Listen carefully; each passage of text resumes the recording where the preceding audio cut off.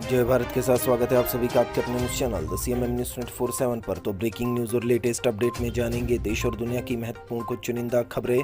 तो बड़ी खबरों में खबर निकल कर आ रही है दाऊद इब्राहिम के बारे में। अमेरिका से पाकिस्तान के दौरे पर जाने वाले अधिकारी दाऊद इब्राहिम के बारे में करने वाले हैं बात। उसी के साथ खबर आ रही है मंगोलिया से भारत वापस आ चुकी है भगवान बुद्ध की अस्थियां। बुद्ध पूर्णिमा पर कुछ दिनों के लिए मंगोलिया इनको रवाना किया गया था। उसी के साथ खबर में जानेंगे अवैसी का नुपुर शर्मा पर बयान, साथ ही सुप्रीम कोर्ट की नुपुर शर्मा को लताड़, कहा आपकी पार्टी पावर में है इसलिए आपकी गिरफ्तारी नहीं हुई, आपका दबदबा है इसलिए आप लोगों को दबा रहे हैं। साथ ही खबर में जानेंगे शरद पवार को इनकम टैक्स विभाग का आया है नोटिस। साथ ही खबर में जानेंगे अंडे का बढ़ चुका है भाव। साथ ही डिजिटल कैद में है राजस्थान, मर्डर के बाद इंटरनेट हो चुका है बंद। साथ ही खबर में जानेंगे कमर्शियल एलपीजी सिलेंडरों की कीमत में थोड़ा सा कटौती की गई है, थोड़ी सी घट गई है इनकी कीमतें। और जानेंगे सर्राफा बाजार में सोने चांदी का हाल और भारत के मौसम का पूर्वानुमान। तो सारी की सारी खबरें बहुत ही महत्वपूर्ण है, चुनिंदा है, तो वीडियो को एंड तक जरूर देखिए ताकि आपकी कोई भी न्यूज़ अपडेट मिस ना हो। तो हेलो दोस्तों, आज तारीख हो चुकी है 2 जुलाई 2022 और दिन हो चुका है शनिवार। तो पहली बड़ी खबर में जानेंगे नुपुर शर्मा के बयान पर बीजेपी ने क्यों साध रखी है चुप्पी। जानिए सुप्रीम कोर्ट की लताड़ के बाद क्या बोले अवैसी।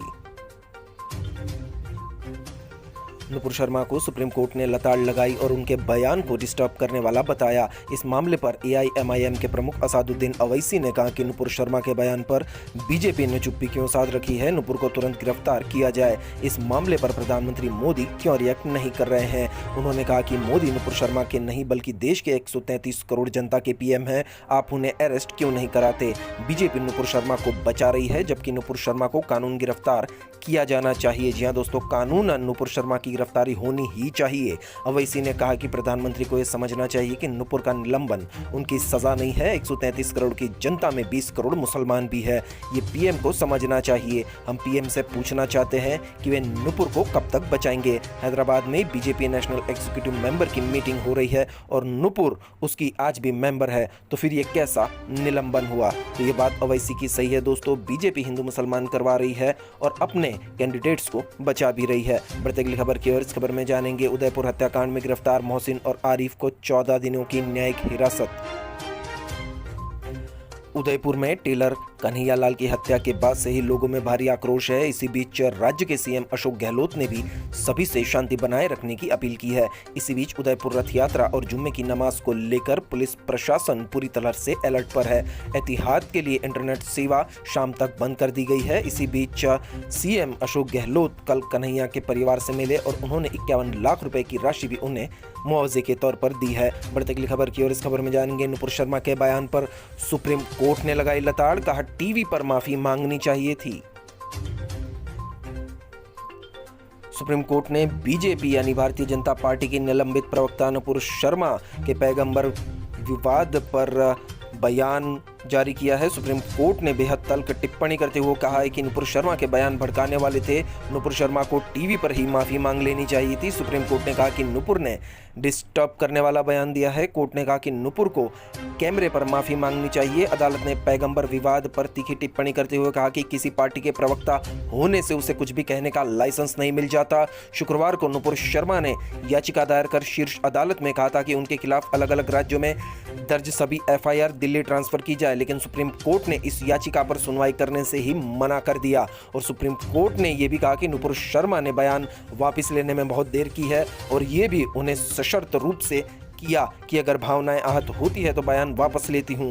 लेकिन कोर्ट ने कहा कि ये बिल्कुल भी धार्मिक लोग नहीं हैं, ये भड़काने के लिए बयान देते हैं। दोस्तों आप फिर से सुन लीजिए, ये बिल्कुल भी धार्मिक लोग नहीं हैं, ये भड़काने के लिए बयान देते हैं, ये सुप्रीम कोर्ट ने कहा है। सुप्रीम कोर्ट ने नुपुर शर्मा की याचिका को लेकर कहा, इस याचिका से उनके अहंकार की बू आती है और देश के मजिस्ट्रेट उनके लिए बहुत छोटे हैं ऐसा भी मालूम होता है। तो घमंड में जी रही है नुपुर शर्मा, इसीलिए सुप्रीम कोर्ट ने उन्हें बुरी तरह से लताड़ा है।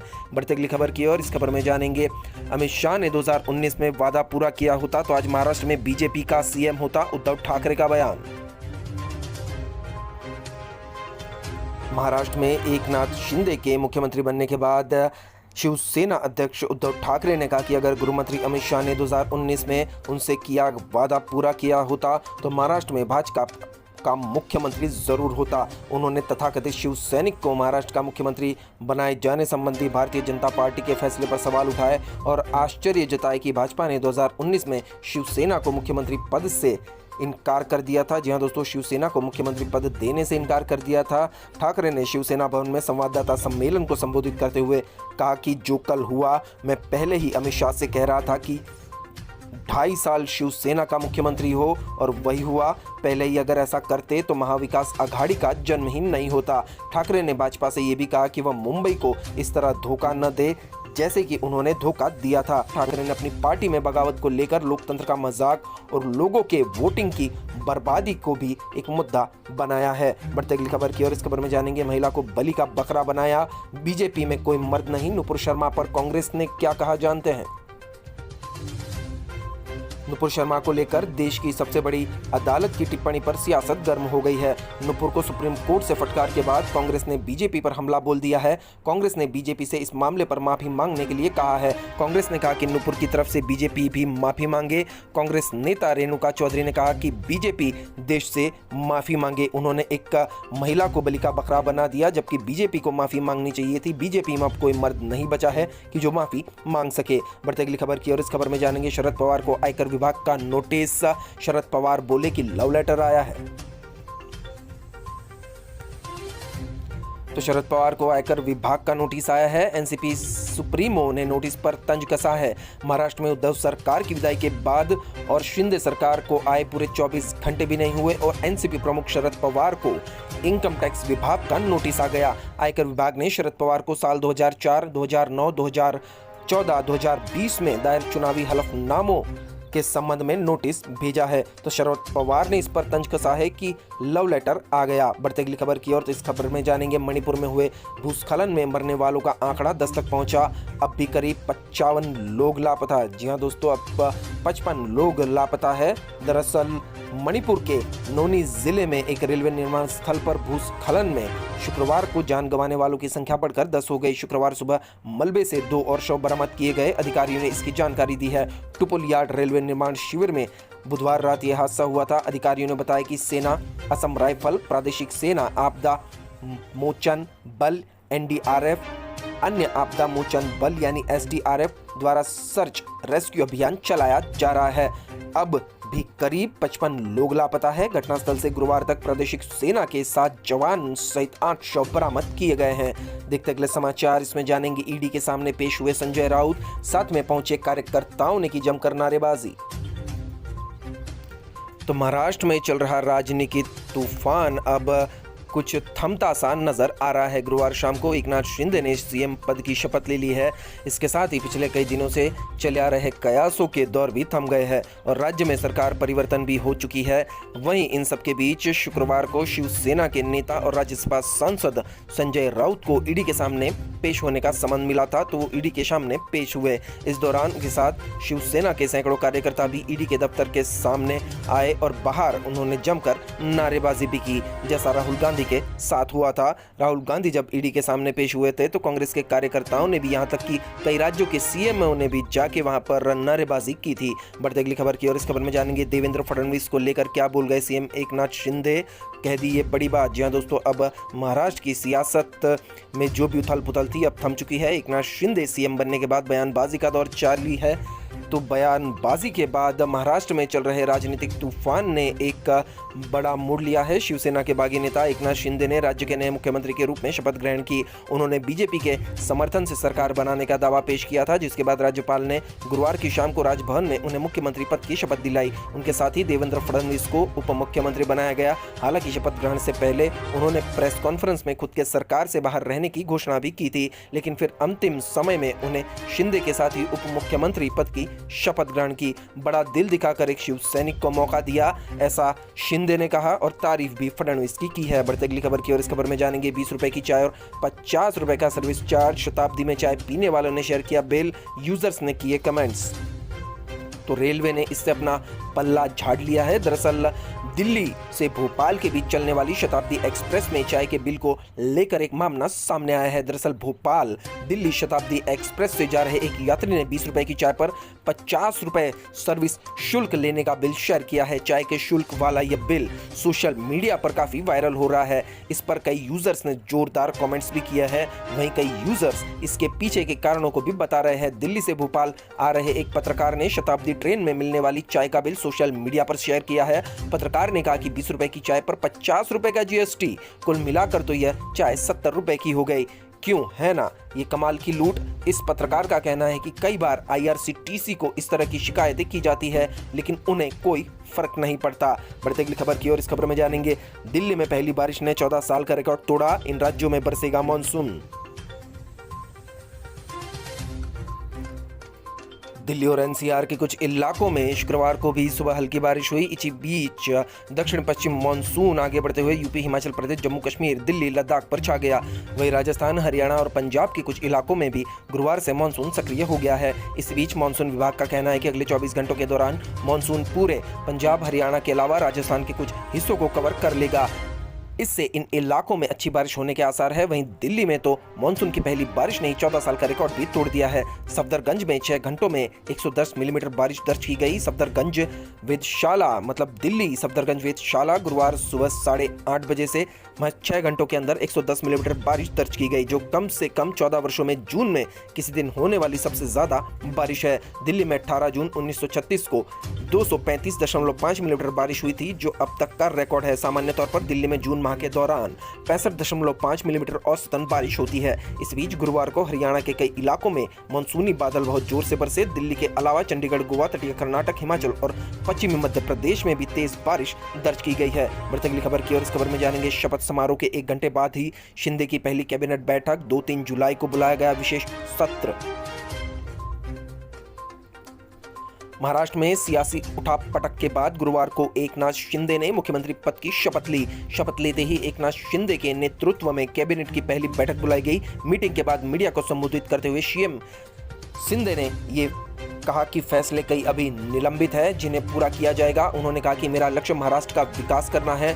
मैं सरकार में महाराष्ट्र के हर क्षेत्र में विकास करूंगा और हमारे मुख्यमंत्री देवेंद्र फडणवीस के अनुभवों को महाराष्ट्र को और बेहतर बनाने के लिए इस्तेमाल करूंगा। उप मुख्यमंत्री फडणवीस ने कहा कि शिंदे को मेरा पूरा सहयोग होगा। बढ़ते अगली खबर की और। इस खबर में जानेंगे, कर्नाटक हाई कोर्ट ने एसीबी को लगाई फटकार। पूछा, क्या एंटी करप्शन ब्यूरो एक उगाही केंद्र बन गया है?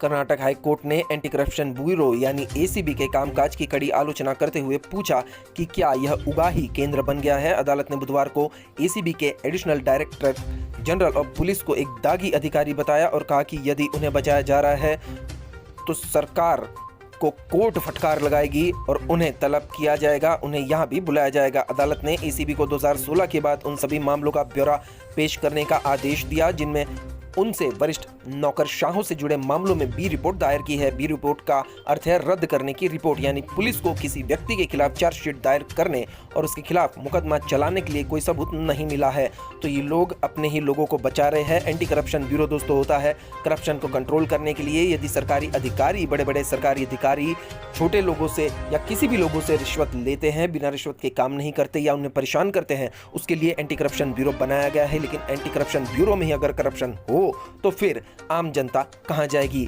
इसलिए कर्नाटक हाई कोर्ट ने इनको कड़े शब्दों में लताड़ लगाई है और उन्हें पेश होने को भी कहा है और ये भी कहा है कि आपके अधिकारी सबसे दागी अधिकारी है। बढ़ते अगली खबर की और। इस खबर में जानेंगे, अब अंडा हुआ महंगा। पोल्ट्री किसानों ने मुर्गी दाना महंगा होने से उत्पादन घटाया। तो जल्दी आसमान छूती महंगाई के बीच आपको अंडे खरीदने के लिए अधिक कीमत चुकानी होगी। दरअसल अंडे के बड़े उत्पादक राज्य तमिलनाडु में अंडे की कीमतें बढ़ गई है। यहां तक कि राज्य के कई हिस्सों में अंडे की कीमत 6 रुपए प्रति अंडे तक पहुंच गई है।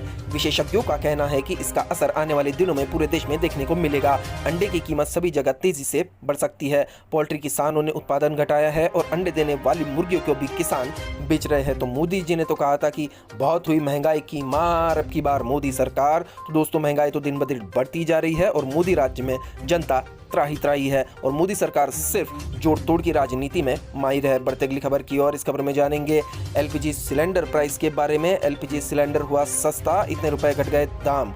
जी हाँ दोस्तों, ये एलपीजी सिलेंडर सस्ता हुआ है, लेकिन घरेलू सिलेंडर नहीं हुआ है दोस्तों, ये कमर्शियल सिलेंडर को इन्होंने सस्ता किया है।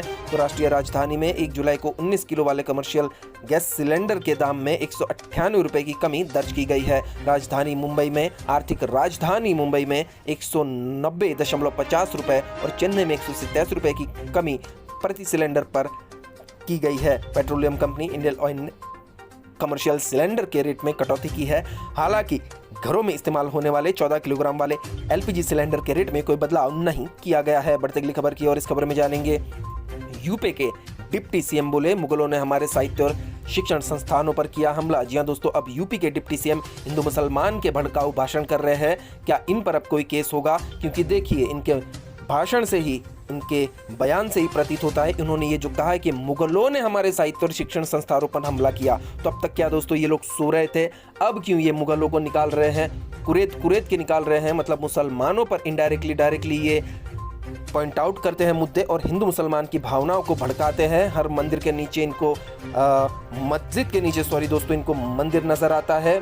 मस्जिदों को तोड़ो, मंदिर बनाओ। आखिर ये करना क्या चाहते हैं, ये अभी तक समझ में नहीं आया। ये भारत को हिंदू राष्ट्र बनाना चाहते हैं, जातिवाद की पॉलिटिक्स चलाना चाहते हैं, हिंदू मुसलमान की पॉलिटिक्स चलाना चाहते हैं। तो ये काफ़ी खराब बाबत है। तो इस पर सीएमएम इनके इस बयान की कड़ी निंदा करता है। बढ़ते अगली खबर की और। इस खबर में जानेंगे अंदर तक हिला देगी धरती से अंतरिक्ष में जाने वाली नबी नारायण की कहानी, माधवन का सबसे सर्वश्रेष्ठ प्रदर्शन।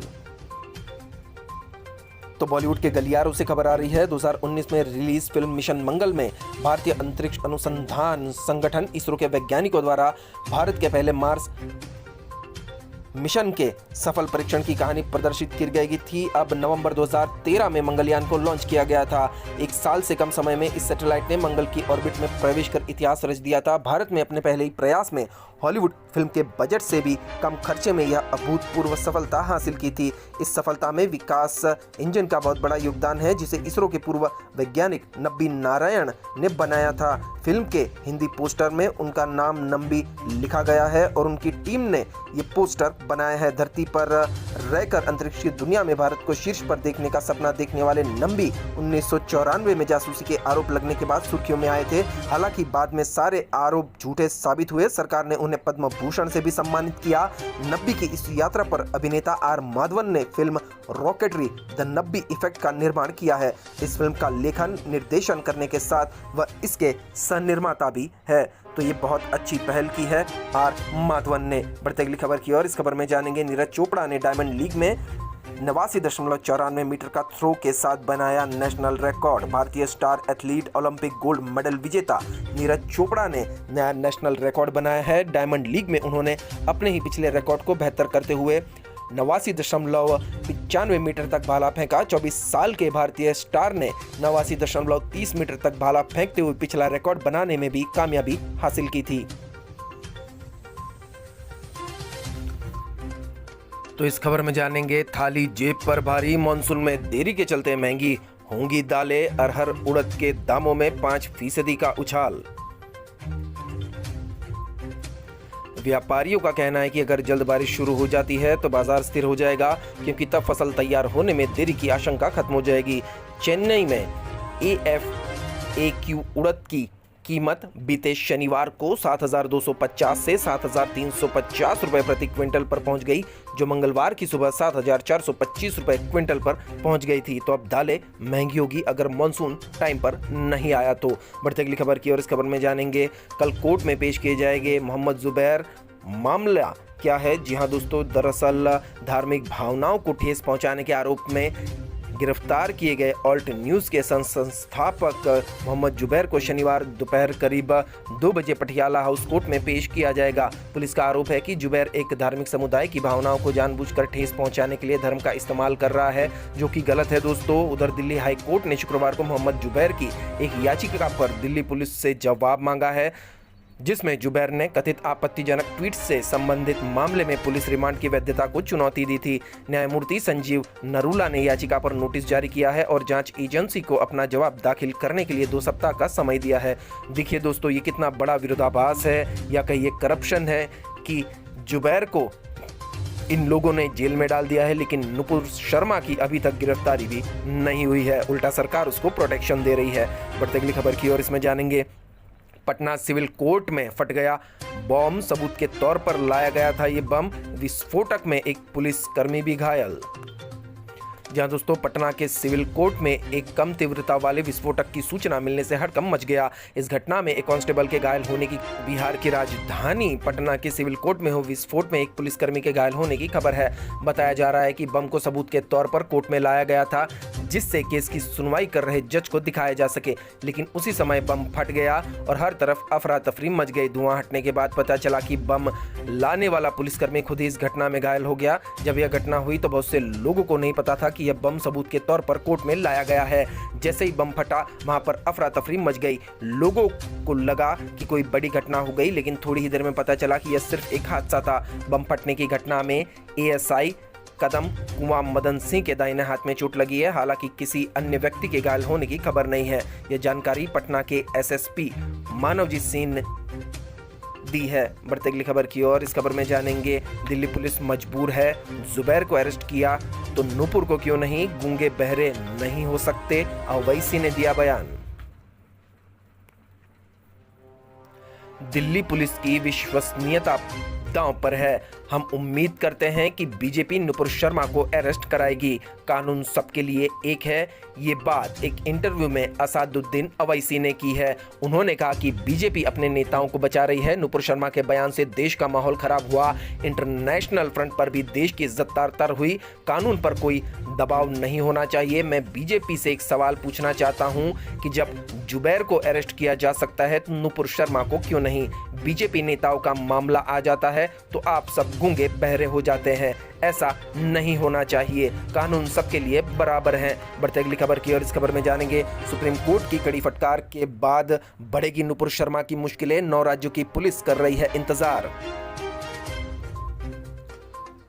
तो सुप्रीम कोर्ट की कड़ी फटकार के बाद बीजेपी नेता नुपुर शर्मा की मुश्किलें बढ़ने वाली है। उनके खिलाफ कई राज्यों में मुकदमे दर्ज है और शीर्ष अदालत ने भी सभी दिल्ली ट्रांसफर करने के आदेश को साफ इनकार कर दिया है। जी हां दोस्तों, सभी मामले दिल्ली ट्रांसफर किए जाए ताकि दिल्ली में बैठी केंद्र सरकार की पुलिस और कोर्ट इनकी मदद करे नुपुर शर्मा की। तो सुप्रीम कोर्ट ने इस मामले की सुनवाई को ही खारिज कर दिया है कि इस मामले की सुनवाई अब सुप्रीम कोर्ट नहीं करेगी। नुपुर शर्मा को अब उन सभी राज्यों में लंबा होना पड़ेगा जहां जहां उनके खिलाफ एफआईआर या केस दर्ज किए गए हैं, वहां सबके धक्के इनको खाने पड़ेंगे। बढ़ते अगली खबर की और इस खबर में जानेंगे, राजस्थान में डिजिटल इमरजेंसी, सरकार ने करोड़ों लोगों से छीना इंटरनेट का मौलिक अधिकार। ये सुप्रीम कोर्ट के ऑर्डर का है उल्लंघन।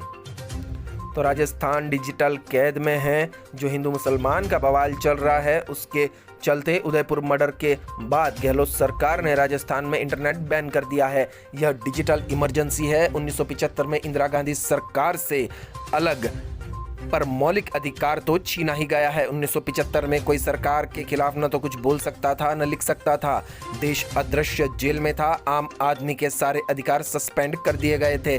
47 साल बाद राजस्थान में वैसा ही माहौल है। उदयपुर मामले में पुलिस का फेलियर सामने आ चुका है, लेकिन उसकी सजा आम लोगों को इंटरनेट बंद करके दी जा रही है। पिछले 2 दिन से करोड़ों राजस्थानी डिजिटल कैद झेल रहे हैं। नेट बंदी के नाम पर सरकार ने मौलिक अधिकार छीन लिया है। जी हाँ दोस्तों, तो अब बढ़ते अगली खबर की और इस खबर में जानेंगे, अजमेर समेत 17 शहरों में तेज बारिश का अलर्ट। जयपुर में 3 घंटे लगातार बरसात। जी हाँ दोस्तों, 22 जिलों में मानसून की पहली बारिश हो चुकी है। गर्मी की मार झेल रहे लोगों का बारिश का इंतजार खत्म हो गया है। प्रदेश के लगभग पूरे हिस्से में मानसून एक्टिव होने से बीते 24 घंटे में रुक रुक कर बारिश का दौर जारी है। पूर्वी राजस्थान से एंट्री करने वाले मानसून से बीते 24 घंटे में 4 इंच से ज्यादा बारिश हुई है। राजधानी सहित 5 जिलों में सबसे अधिक बरसात हुई है। वहीं सीकर में रेलवे ट्रैक डूबने से प्रशासन की चिंता और बढ़ गई है। तो राजस्थान में अब बारिश शुरू हो चुकी है। बढ़ती अगली खबर की और इस खबर में जानेंगे, एमपी में लाया जाएगा गुजरात का म्युनिसिपल कमिश्नरेट सिस्टम। फुटपाथ व्यापारियों के लिए बनेंगे हॉकर्स कॉर्नर। निकाय चुनाव में बीजेपी के कई वादे। नगरीय निकाय चुनाव को लेकर भारतीय जनता पार्टी ने प्रदेश की 16 नगर निगम, 76 नगर पालिका और 255 नगर परिषदों के लिए संकल्प पत्र जारी कर दिया। संकल्प पत्र मुख्यमंत्री शिवराज सिंह चौहान और प्रदेश अध्यक्ष वी डी शर्मा ने जारी किया। कोविड पॉजिटिव होने की वजह से शर्मा अपने निवास से ही कार्यक्रम में वर्चुअली जुड़े। पार्टी के कार्यक्रम से प्रदेश के प्रत्येक नगर निगम, पालिका और नगर परिषद में महापौर और पार्षद प्रत्याशी भी वर्चुअली जुड़े। बीजेपी ने ग्रीन संकल्प कार्यक्रम आयोजित किया। इसके तहत नगरीय निकायों में भारतीय जनता पार्टी की 6507 पार्षद प्रत्याशी और नगर निगम के 16 महापौर प्रत्याशी ने एक साथ पौधे रोपे। साथ ही सीएम के नेतृत्व में पार्टी के पार्षद और महापौर प्रत्याशी ने अपने वार्ड में, नगर और अपने महानगर को हरा भरा स्वच्छ रखने की प्रदेश की जनता के कल्याण और विकास का संकल्प भी किया। तो बीजेपी ने बड़ी बड़ी बातें की हैं, चुनाव प्रचार किया है। देखते ये जुमला है या सच में ये लोग इस पर काम करते हैं। बढ़ते अगली खबर की और इस खबर में जानेंगे, दूर तक सुनाई दी सिविल कोर्ट में ब्लास्ट की आवाज, बम से जुड़ी खतरनाक सामग्री बिना डिफ्यूज किए कोर्ट में लाए, यह नियमानुकूल नहीं। तो पटना सिविल कोर्ट में जो ब्लास्ट हुआ था, सबूत के तौर पर बम को पेश किया गया था, तो ये कानून के खिलाफ है, नियमों के उल्लंघन के खिलाफ है। ये पुलिस की बड़ी लापरवाही को दिखाता है। बढ़ते अगली खबर की और इस खबर में जानेंगे, बिहार में भी महाराष्ट्र जैसे हालात हो सकते हैं। पप्पू यादव बोले, भाजपा जब चाहे तब बिहार में भी बना सकती है एकनाथ शिंदे जैसी सरकार। तो पप्पू यादव का बड़ा बयान आया है कि बिहार में भी सरकार टूट सकती है, बीजेपी इनको तोड़ सकती है। महाराष्ट्र की राजनीति में मचे घमासान पर बिहार में भी राजनीति होने लगी है। जाप सुप्रीमो पप्पू यादव ने भाजपा पर बड़ा आरोप लगाते हुए कहा कि भाजपा चाहे तो बिहार में भी नया एकनाथ शिंदे बना सकती है। बढ़ते अगली खबर की और इस खबर में जानेंगे, नुपुर शर्मा पर अखिलेश मायावती का ट्वीट। सपा प्रमुख बोले, सिर्फ मुख को नहीं शरीर को भी माफी मांगनी चाहिए। मायावती ने भी इस पर ट्वीट किया है। नुपुर शर्मा पर सुप्रीम कोर्ट की टिप्पणी के बाद मायावती ने ट्वीट कर लिखा, कोर्ट का ये आदेश सभी के लिए सबक है। जो लोग इस तरह के बयान देकर देश का माहौल बिगाड़ने का प्रयास करते हैं। कुछ ही देर बाद अखिलेश यादव ने ट्वीट कर लिखा, सिर्फ मुख को नहीं शरीर को भी माफी मांगनी चाहिए। देश में अशांति और सौहार्द बिगाड़ने की सजा भी मिलनी चाहिए। हालांकि नुपुर शर्मा के विवाद के बाद हिंदू मुसलमान का मुद्दा और भी भड़क गया है। राजस्थान में भी एक हत्या हुई है और मध्य प्रदेश के भोपाल से भी एक ऐसी ही खबर आ रही है। बढ़ते अगली खबर की और इस खबर में जानेंगे, शिमला में एनएसयूआई का प्रदर्शन, दिल्ली में अग्निपथ योजना की विरोध के दौरान गिरफ्तार किए कार्यकर्ताओं की रिहाई की मांग की। हिमाचल प्रदेश के शिमला में एनएसयूआई कार्यकर्ताओं ने दिल्ली में कार्यकर्ताओं की रिहाई की मांग को लेकर प्रदर्शन किया। प्रदेश महासचिव शुभम वर्मा ने कहा कि मोदी सरकार योजना का विरोध कर रहे युवाओं को गिरफ्तार कर रही है। युवाओं के साथ अग्निपथ योजना के नाम पर धोखा किया जा रहा है। रोजगार जो होता है वह स्थायी होता है। देश की सेना जैसे महत्वपूर्ण संस्था में केवल 4 साल के लिए नौकरी देने के आदेश यानी ये कॉन्ट्रैक्ट सिस्टम जो लागू किया है, उसको लेकर युवाओं में रोष है, युवा उससे गुस्सा है। तो देश की सेवा करने के लिए युवा कड़ी मेहनत कर रहे हैं और वो शांतिपूर्ण ढंग से ही प्रदर्शन कर रहे थे। लेकिन बीजेपी के ही कई गुर्गों ने आकर ट्रेनें जलाई, बसें जलाई, उसमें कार्यकर्ताओं का कोई हाथ नहीं है, युवाओं का कोई हाथ नहीं है। तो युवाओं को जो गिरफ्तार किया गया है तो उनको रिहा किया जाए, ये शिमला में एनएसयूआई ने कहा है। बढ़ते अगली खबर की और इस खबर में जानेंगे, मंगोलिया से वापस आए बुद्ध के 4 अवशेष। 1898 में बिहार में मिले अवशेषों को कपिलवस्तु अवशेष के नाम से जाना जाता है। तो 1898 में बिहार में ये अवशेष मिले थे। भगवान बुद्ध के 4 पवित्र अवशेष 11 दिन की यात्रा के बाद मंगोलिया से भारत लाए गए हैं। मंगोलिया से उड़ान भरने के बाद भारतीय वायुसेना का C-17 ग्लोबमास्टर विमान मंगलवार को गाजियाबाद के हिंडन एयरबेस पर लैंड किया। केंद्रीय मंत्री अर्जुन राम मेघवाल ने 4 पवित्र अवशेष प्राप्त किए। इसके साथ ही मंगोलिया गया 25 दिवसीय प्रतिनिधि मंडल भी इस विमान से लौट आया है। देखते अगले समाचार। तो इस समाचार में जानेंगे, बीजेपी में मर्ज होगी कैप्टन अरविंदर की पार्टी। इस महीने पंजाब लोक कांग्रेस का भाजपा में विलय संभव, अरविंदर को मिलेगी बड़ी जिम्मेदारी। तो कांग्रेस से इस्तीफा दे चुके पंजाब के पूर्व मुख्यमंत्री कैप्टन अरविंदर सिंह की पार्टी अब भाजपा में मर्ज होगी। खबरें ये भी आ रही है सूत्रों के हवाले से कि बीजेपी में मर्ज होगी कैप्टन की पार्टी। कैप्टन अरविंदर सिंह को बीजेपी कोई बड़ा पद दे सकती है। बढ़ते अगली खबर की और इस खबर में जानेंगे, 145वीं रथ यात्रा अहमदाबाद में अच्छे से निकली। बलभद्र जी और बहन सुभद्रा संग मामा के घर लौटे भगवान जगन्नाथ। तीनों रथ कालूपुर सर्कल से पूरे अहमदाबाद के पूर्व विस्तार में घूमे और बहुत ही अच्छे से पब्लिक के बीच में रथ यात्रा का समापन भी हुआ। आरतियां की गई, काफी पुलिस बंदोबस्त भी रहा। बढ़ते अगली खबर की और तो इस खबर में जानेंगे, नाटो वर्सेस रशिया की न्यूज के बारे में। बेलारूस में रूसी सेना की सक्रियता से क्यों बेचैन हुआ नाटो? फिनलैंड और स्वीडन पर क्या हमला करेगा रूस? एक्सपर्ट्स का व्यू भी आया है सामने। जी हाँ दोस्तों, नाटो बनाया ही गया था सोवियत संघ को मिटाने के लिए, यानी रशिया को मिटाने के लिए। अगर कोई देश इसमें अब शामिल होता है तो नाटो की ताकत बढ़ती है, तो इस पर रूस की चिंता बढ़ना भी जायज है। बढ़ते अगली खबर की ओर। इस खबर में जानेंगे कोरोना BA.4 और BA.5 वेरिएंट से विश्व भर में करीब 20% मामले, WHO ने दिया है बयान। तो विश्व स्वास्थ्य संगठन यानी WHO के प्रमुख टेड्रोस एडहैनम ने कहा कि लगभग 110 देशों में कोविड-19 संक्रमण के मामले फिर से बढ़ने लगे हैं। इन बढ़ते मामलों के BA.4 और BA.5 वेरिएंट जिम्मेदार है। इन वेरिएंट्स के चलते मामलों में 20% तक की तेजी भी दर्ज की गई है। बढ़ते अगली खबर की ओर। इस खबर में जानेंगे 12 अफ्रीकी देशों में मंकी पॉक्स के मामले सामने आए, 1782 मामले, अफ्रीका CDC ने दी जानकारी। तो मंकी पॉक्स के मामले सामने आए हैं। दरअसल अफ्रीका के रोग नियंत्रण और रोकथाम केंद्र ने खुलासा किया कि 12 अफ्रीकी देशों में अब तक मंकी पॉक्स के 1782 मामले दर्ज किए जा चुके हैं। बढ़ते अगली खबर की ओर। इस खबर में जानेंगे उत्तर कोरिया का दावा, देश में बाहरी चीज से फैला कोविड, दक्षिण कोरिया की ओर से आया है संकेत। तो उत्तर कोरिया ने दक्षिण कोरिया से लगती सीमा के पास बाहरी चीज के संपर्क में आने के बाद देश में कोविड-19 फैलने का दावा किया। दुनिया में अलग थलग पड़े उत्तर कोरिया ने संक्रमण के लिए पड़ोसी देश को ही जिम्मेदार ठहराया। किम जोंग उन सन की तानाशाह है, वो कुछ भी बयान देते रहते हैं। अगले समाचार में जानेंगे राजनीति में आने से पहले न्यूज एंकर हुआ करते थे इजराइल के 14वें प्रधानमंत्री याइर लैपिड। तो इजराइल के 14वें प्रधानमंत्री याइर लैपिड का पूरा करियर विविधता से भरा है। वो एक ऐसे परिवार से ताल्लुक रखते हैं जहां उनके पिता और नाना पत्रकार की भूमिका में रहे। उनके पिता भी पत्रकार से नेता और फिर केंद्र में मंत्री बने थे। वहीं उनके नाना एक अखबार की शुरुआत कर चुके थे। राजनीति में आने से पहले याइर ने भी अपना योगदान पत्रकारिता के क्षेत्र में दिया था। आपको बता दें कि देश के प्रधानमंत्री बनने से पहले लैपिड देश के विदेश मंत्री रह चुके हैं। इस पद पर 2021-22 तक वे रहे थे। इससे पहले लैपिड विपक्ष के नेता भी रह चुके हैं। तो इजराइल की राजनीति से, जियोपॉलिटिक्स से खबर आ रही है। बढ़ते अगली खबर की ओर। इस खबर में जानेंगे पाकिस्तान की सूचना मंत्री का बड़ा बयान, कहा पूर्व PM इमरान खान पर लग सकता है देशद्रोह का आरोप। पाकिस्तान की सूचना मंत्री मरियम औरंगजेब का गुरुवार को बड़ा बयान सामने आया है। मरियम ने कहा कि पाकिस्तान के संविधान को निरस्त करने के लिए पूर्व प्रधानमंत्री इमरान खान को देशद्रोह के आरोपों का सामना करना पड़ सकता है। एक समाचार सम्मेलन के दौरान औरंगजेब ने कहा कि सुप्रीम कोर्ट के फैसले के अनुसार इमरान खान ने संविधान का उल्लंघन किया था।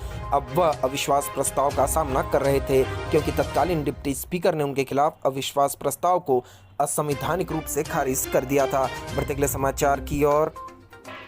तो इस समाचार में जानेंगे पाकिस्तान यात्रा के दौरान दाऊद पर सवाल करेंगे अमेरिकी अधिकारी टॉड रॉबिन्सन। दरअसल दाऊद इब्राहिम को लेकर एक खबर आ रही है। अमेरिकी अधिकारी टॉड रॉबिन्सन पाकिस्तान की अपनी 4 दिवसीय यात्रा के दौरान अंडरवर्ल्ड डॉन दाऊद इब्राहिम को लेकर चर्चा करेंगे। इसके अलावा वह अमेरिका पाकिस्तान सहयोग, नशीले पदार्थ, लैंगिक मुद्दे, राष्ट्रीय अंतर्राष्ट्रीय अपराध और सीमा सुरक्षा जैसे विभिन्न मुद्दों पर चर्चा भी करने वाले हैं। तो अब जानेंगे क्या कुछ कहता है सर्राफा बाजार में सोने चांदी का हाल। तो सोने और चांदी की कीमतों में उतार चढ़ाव का दौर जारी था।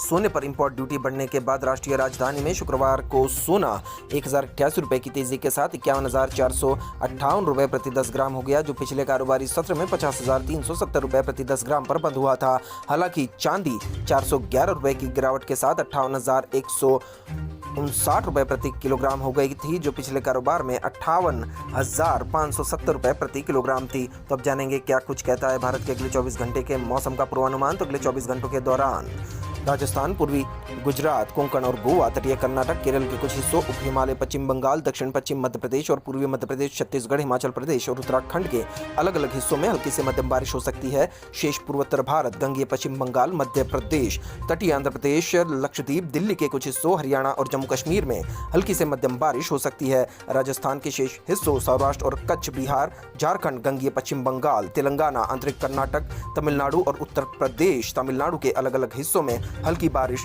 संभव है। तो इसी के साथ आज के ब्रेकिंग न्यूज़ और लेटेस्ट अपडेट यही समाप्त होते हैं। वीडियो को एंड तक देखने के लिए आप सभी का बहुत बहुत धन्यवाद। वीडियो अगर अच्छा लगा तो चैनल को लाइक शेयर और सब्सक्राइब जरूर कीजिए ताकि आपकी कोई भी न्यूज़ अपडेट मिस ना हो। मिलते अगली लेटेस्ट अपडेट के साथ। आपका दिन खुशनुमा रहे। Thank you, take care, good bye, जय भारत।